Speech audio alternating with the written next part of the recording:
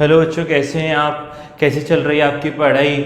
I hope जो thermodynamics का पूरा सीरीज है केमिस्ट्री का, थर्मोकेमिस्ट्री का जो प्लेलिस्ट है आपने पूरा देख लिया है।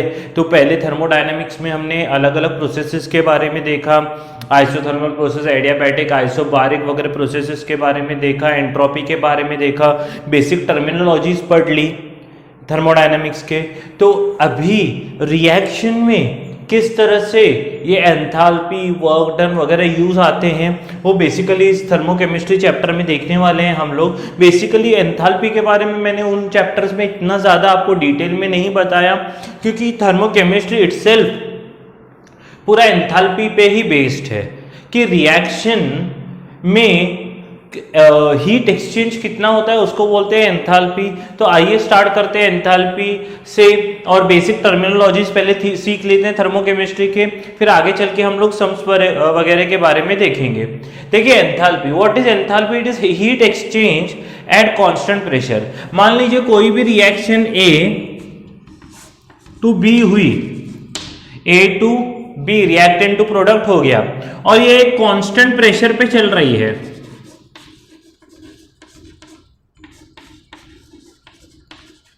तो इसमें जो हीट एक्सचेंज होगी, हीट एक्सचेंज यानी हीट दे भी सकते हैं और हीट ले भी सकते हैं।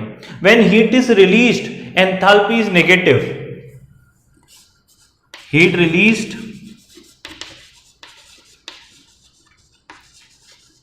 Delta H negative. ये पहले भी मैंने बताया है। हीट एब्जॉर्ब्ड,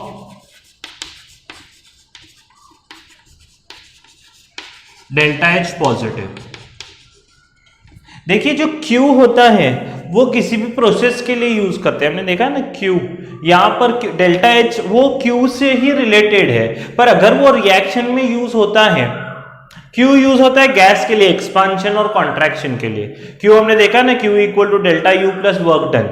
वो क्या होता है, किसी भी प्रोसेस के लिए हीट गिवन और रिसीव्ड होता है। मान लो गैस एक्सपांड हो गई तो उसके लिए Q यूज होता है, isn't it? Heat exchange. पर एंथैल्पी कब यूज होता है? जब भी रिएक्शन एक कांस्टेंट प्रेशर पे हो और कितनी हीट दी गई या ली गई उसको बोलते हैं एंथैल्पी।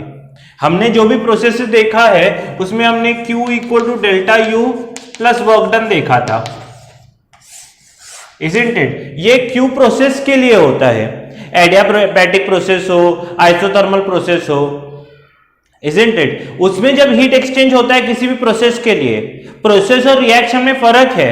रिएक्शन में क्या होता है, रिएक्टेंट प्रोडक्ट्स में कन्वर्ट हो जाते हैं, और प्रोसेस में क्या होता है, गैस एक्सपांड होगी, कॉन्ट्रैक्ट होगी। समझ में आ रहा है? प्रोसेस में उतना ही होता है, isn't it? तो फिर Q जब होता है, हीट एक्सचेंज जो बोलते हैं, Q फर्स्ट लॉ से क्या पता चलता है, Q equal to delta U plus work done, isn't it? तो ये Q प्रोसेस के लिए है। पर अगर यही हीट एक्सचेंज रिएक्शन के दौरान हुआ तो उसको एंथैल्पी बोलते हैं। अरे गेटिंग माय पॉइंट? बहुत बच्चे कंफ्यूज होते हैं, सर Q कब यूज करना है और एंथैल्पी कब यूज करना है। अगर मान लो कि एक बीकर में मैंने एक गैस को भरा और ऊपर पिस्टन लगाया और नीचे से मैंने सिर्फ उसको हीट किया, तो ये गैस एक्सपांड होगी। तो जो भी मैं दे रहा हूं वो Q से रिप्रेजेंट करूंगा। What ever heat is given it is represented by Q। But अगर मैंने मान लीजिए क्या किया, एक रिएक्शन यानी टेस्ट ट्यूब लिया, उसमें एक रिएक्टेंट भरा, बराबर है, A, फिर दूसरा रिएक्टेंट भरा। तो ये जो पूरे रिएक्टेंट्स हैं इसमें A प्लस B मैंने डाला था, और रिएक्शन अभी नहीं हो रही थी, और पर मैंने नीचे से इसको हीट किया है, मान लीजिए, अभी इधर ड्रॉ नहीं कर सक रहा हूं मैं, पर हीट किया है मान लीजिए, और ये C प्लस D में कन्वर्ट हो गया। तो मैंने हीट दी, तो ये हीट रिप्रेजेंट करता हूं डेल्टा H से, दैट इज एंथैल्पी। समझा? अगर मैंने हीट किया और एक्सपांशन कॉन्ट्रैक्शन इतना ही हुआ है तो वो Q रिप्रेजेंट करते हैं हीट से, और ये अगर मान लीजिए इसके ये हीट के कारण रिएक्टेंट्स प्रोडक्ट में कन्वर्ट हो गए तो उसको बोलते हैं enthalpy. So what is enthalpy? It is heat exchange between the system and surrounding during the reaction. And what is Q? It is a heat exchange between system and surrounding during some process. दोनों में थोड़ा सा अंतर है, वो आप जान लीजिए। तो एंथैल्पी क्या होता है? Heat exchange at constant pressure. उसके बाद इंटरनल एनर्जी, इंटरनल एनर्जी यहां पर भी रिएक्टेंट्स के जो मॉलिक्यूल्स होगी उनकी इंटरनल एनर्जी बढ़ेगी या घटेगी, तब किस पे करते हैं? कांस्टेंट वॉल्यूम पे हीट एक्सचेंज हो।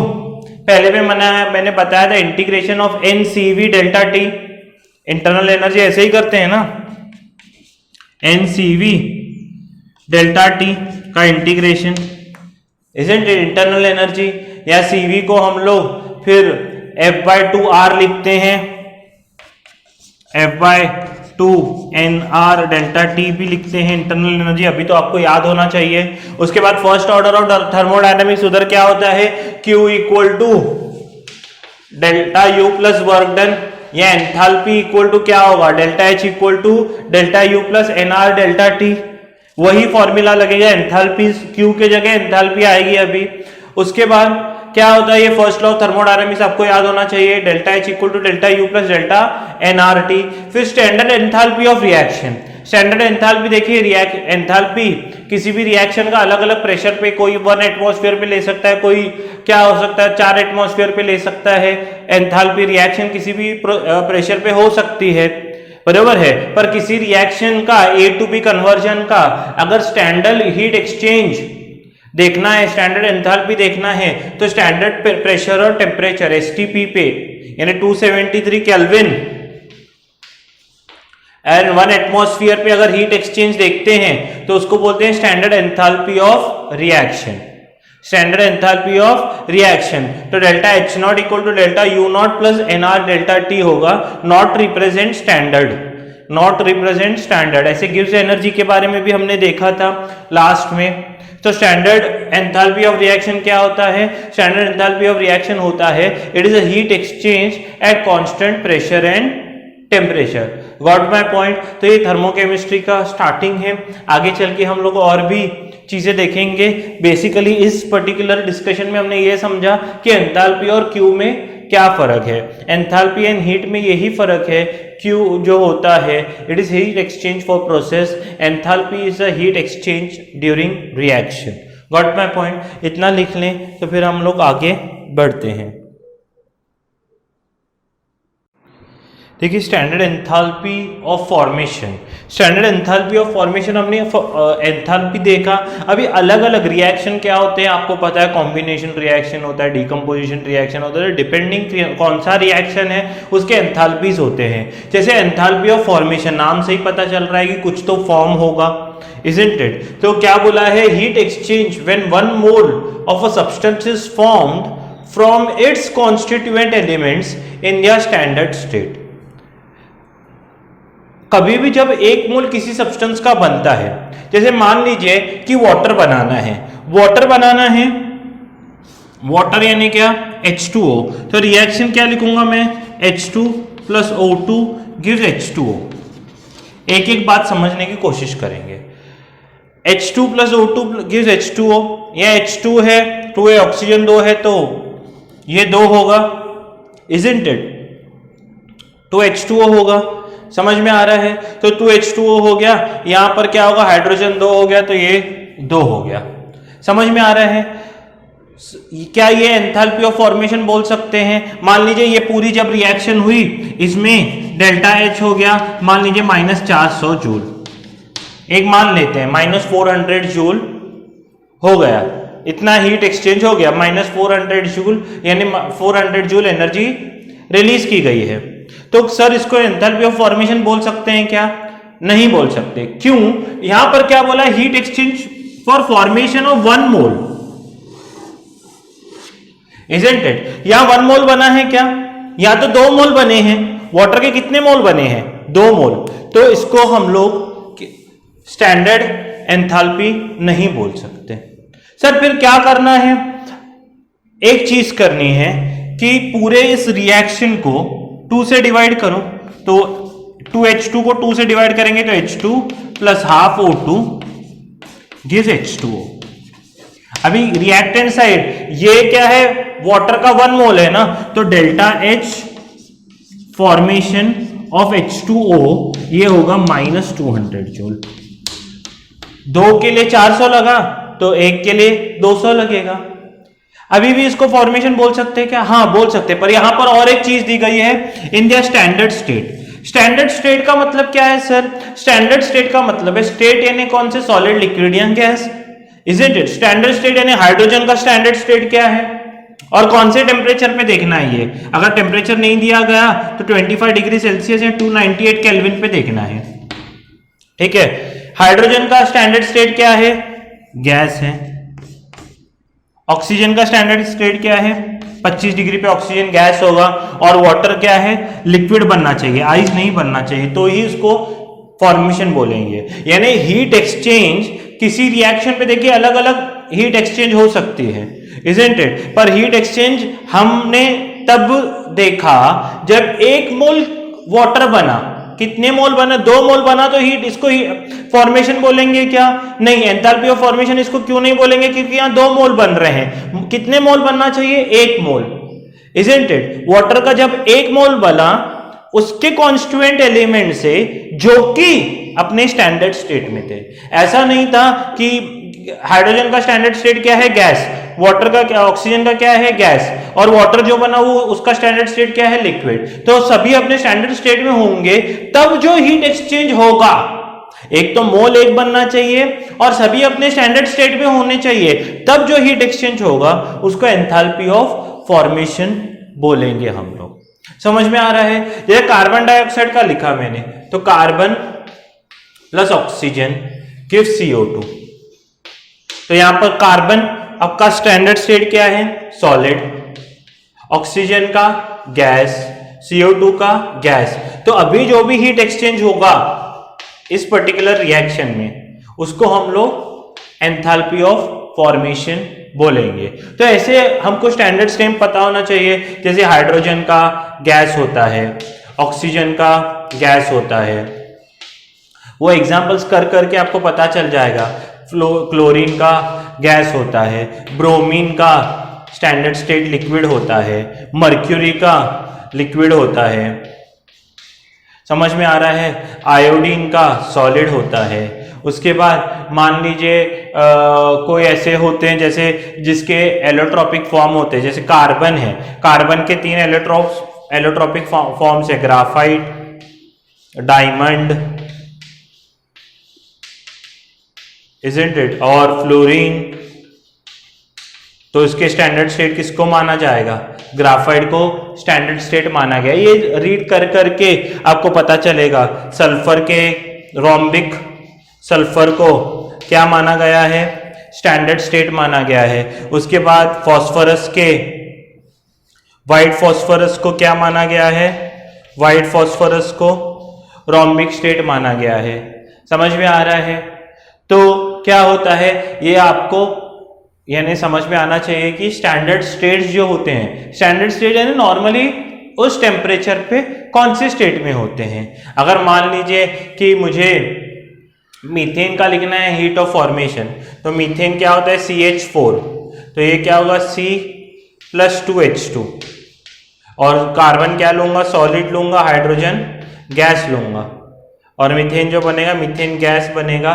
तो ये क्या आएगा? एंथैल्पी ऑफ फॉर्मेशन ही इसको भी बोलेंगे। उसके अलावा हम लोग दूसरा क्या कर सकते हैं? अमोनिया।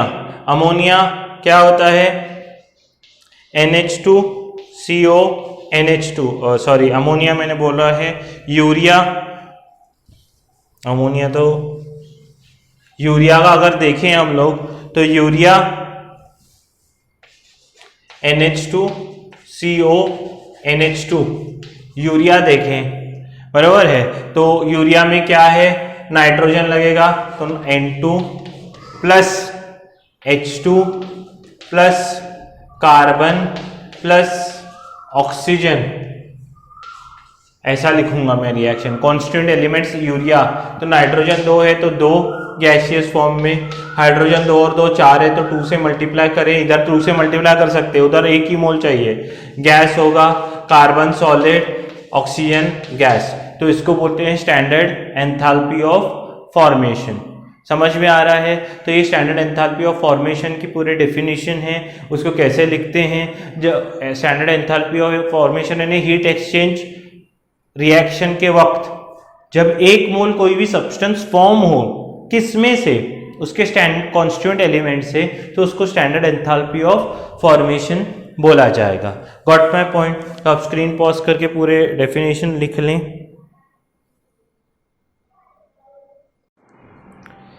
देखिए नेक्स्ट पॉइंट क्या है, calculation of enthalpy of reaction. अभी calculation of enthalpy of reaction एक सिंपल फॉर्मूला है, enthalpy of reaction delta R H, R stands for reaction, it is nothing but summation of delta F यानी enthalpy of formation of products minus summation of delta F of formation of reactants. बस आपको simple formula याद रखना है, product minus reactants. Product में से reactants की enthalpy minus करोगे तो आपको एंथैल्पी ऑफ रिएक्शन मिल जाएगा। इसमें आपको और एक मैं फॉर्मूला बताऊं तो अगर आप सेम डेल्टा किसी भी रिएक्शन का एंट्रोपी फाइंड करना चाहो तो एंट्रोपी भी ऐसे ही होता है, summation of delta change of products minus entropy of reactants. Gibbs free energy of formation find करना चाहो किसी रिएक्शन का तो वो भी ऐसे ही होता है, Gibbs formation of products minus formation of Gibbs free energy of products, products minus reactants. तीनों में से कोई भी फाइंड करने के लिए बोला है तो प्रोडक्ट्स माइनस रिएक्टेंट्स ये याद रखना है, प्रोडक्ट्स की एंथैल्पी माइनस रिएक्टेंट्स की एंथैल्पी करना है। अभी सब में मैं करके दिखाऊंगा आपको, products minus reactants, enthalpy of products minus enthalpy of reactants करना है। और तीनों को कल भी मैंने बताया था, डेल्टा जी इक्वल टू क्या होता है, delta H minus T delta S. ये तीनों का क्या होता है, रिलेशन होता है, जो हमने कल के गिब्स फ्री एनर्जी वाले लेक्चर में देखा है। इसमें और एक जो पॉइंट याद रखना है, इन स्टैंडर्ड स्टेट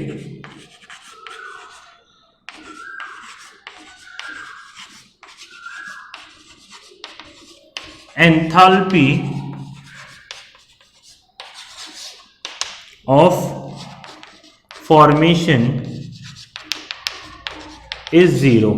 अभी हमने देखा ना स्टैंडर्ड स्टेट हाइड्रोजन का, कार्बन, हाइड्रोजन अगर गैस में हो तो उसको क्या बोलते हैं, स्टैंडर्ड स्टेट बोलते हैं। ऑक्सीजन गैसीय स्टेट में हो तो उसको स्टैंडर्ड बोलते हैं। तो जब भी वो स्टैंडर्ड स्टेट में हो, मर्क्यूरी को लिक्विड स्टेट में स्टैंडर्ड स्टेट बोला जाएगा, तो उसको एंथैल्पी ऑफ फॉर्मेशन जीरो माना गया है। अभी देखिए इसमें कैसे यूज करना है, यहाँ पर एक दिया गया है, calculate enthalpy of reaction 2C2H6 + 7O2 gives 4CO2 + 6H2O। ये पूरा रिएक्शन दिया है, CO2 का फॉर्मेशन दिया है, H2O का दिया है, C2H6 का दिया है, और हमको बोला है इसका फाइंड करो। तो मैं लिखूंगा enthalpy of reaction, it is equal to sum of enthalpies of formation of products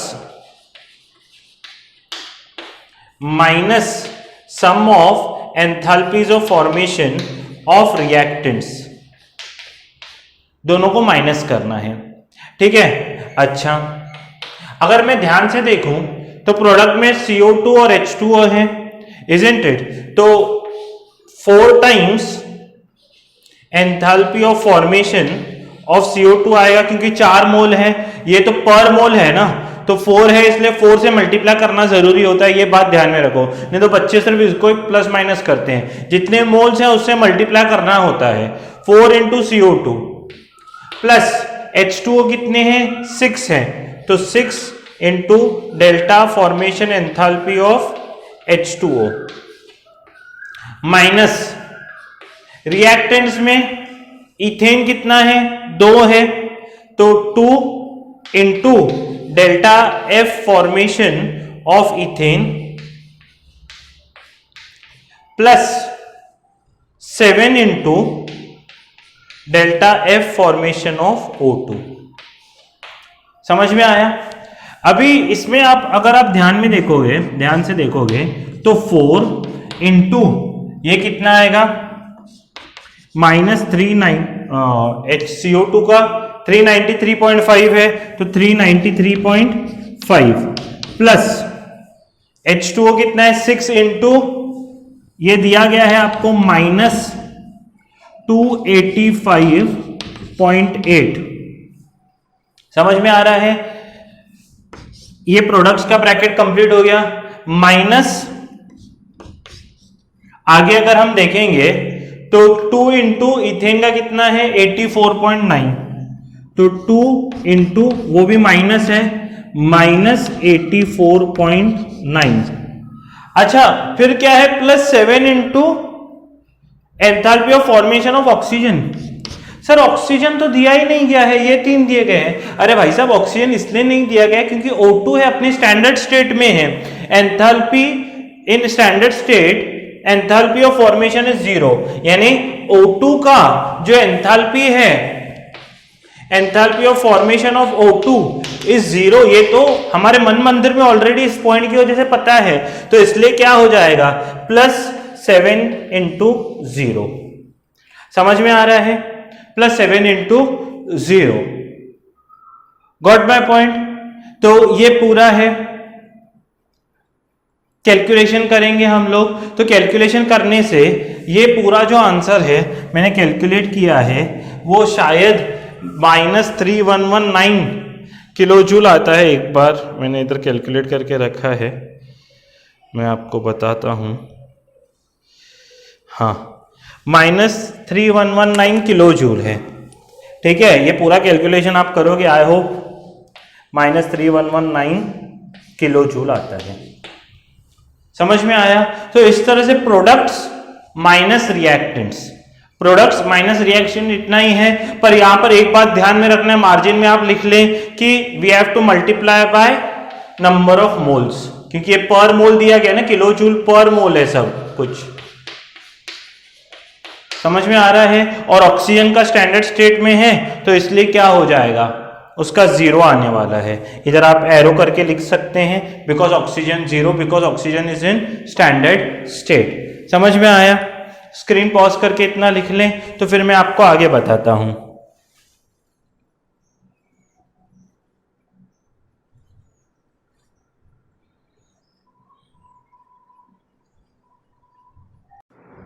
मान लीजिए इसी सम में आगे क्वेश्चन पूछा गया कि find change in internal energy, तो डेल्टा U फाइंड करना है मुझे। इसी में आगे पूछा गया। देखिए डेल्टा U कैसे फाइंड करेंगे, delta H equal to delta U plus delta nRT होगा। यहां पर बहुत बच्चे मिस्टेक कर सकते हैं और आपको यहीं पर ही वो फंसाएगा। डेल्टा H माइनस ये इधर आया तो डेल्टा nRT, तो डेल्टा H तो पता है हमको, वो कितना है -3119 किलो जूल है। ठीक है, माइनस डेल्टा N आप भूल गए होंगे। What is delta N? It is change in moles, it is change in mole, product minus reactants. तो ये क्या है 4, इसका लेना है क्या? नहीं, ये लिक्विड में है। मोल्स किसके लेने हैं? सिर्फ गैसियस वालों के। तो 4 और माइनस इसके कितने 2 + 7, ये दोनों गैसियस में है ना, 2 + 7 9। तो मोल्स ऑफ रिएक्टेंट्स, इसका भी moles of products minus moles of reactants ही आता है। पर मोल्स किसके होने चाहिए? गैसियस स्टेट में। यहां पर ये लिक्विड स्टेट में है तो आप फंस सकते हैं, वाटर का नहीं लेना है। क्यों नहीं लेना है? क्योंकि वो लिक्विड स्टेट में है। तो इसके गैसियस स्टेट में सिर्फ 4 आएंगे और इसके 2 + 7 9 आएंगे। तो 4 - 9 यानी इसके -5 आएंगे। तो डेल्टा N कितना है -5। R कितना है? जूल में हम कितना लेते हैं 8.3, हाँ 8.314। और T कितना है मान लीजिए टेम्परेचर 300 केल्विन बोला था, ठीक है। तो यहाँ फंस सकते हैं, तो ये क्या होगा -3119, ये किलो जूल में है दोस्तों, तो ये माइनस माइनस प्लस हो जाएगा, और ये 5 × 3 ये 1500 हो जाएगा, इंटू 8.314, ये पूरा जूल में है आंसर, तो इसको किलो जूल में कन्वर्ट करने के लिए डिवाइड बाय 1000, ये 8.314 ये जूल में है ना, मैंने बताया था आर का वैल्यू कैलोरी में 2 कैलोरी, जूल में 8.314, इजंट इट। तो ये जूल में है तो डिवाइड बाय 1000 करना है, तो 0 0 कट हो जाएगा, और एक 0 कट हुआ तो 1.5 हो जाएगा, तो -3119, 15 4 ज़ा 60, 15 1 ज़ा 15, 21, 15 3 ज़ा 45, 47, 15 8 ज़ा 120 एंड 124, तो 1 2 3 4 5 6, तो 1 2 3 4 5 6, तो मुझे लग रहा है इधर पॉइंट आएगा, तो लगभग यहाँ पर इतना चेंज तो नहीं आ रहा है, माइनस में ही 1 1 जो भी आएगा, मुझे लग रहा है 9 में से 1 गया 8, तो 7.75 किलो जूल आएगा। समझ में आ रहा है? तो जो भी है सम ऐसा है, अगर चेंज इन इंटरनल एनर्जी बोलेंगे तो हमारे पास है delta H equal to delta U plus delta NRT। Delta N जब आप लोगे तो प्रोडक्ट माइनस रिएक्टेंट होता है, पर कौन से जो गैसीय स्टेट में है, जो लिक्विड स्टेट है, इसलिए पर्पसली मैंने इसको भी आगे करवाया। एक्चुअली सम इतना ही है, ये भी आपको आना चाहिए। समझ में आया? Got my point? तो स्क्रीन पॉज करके ये भी लिख लें इतना।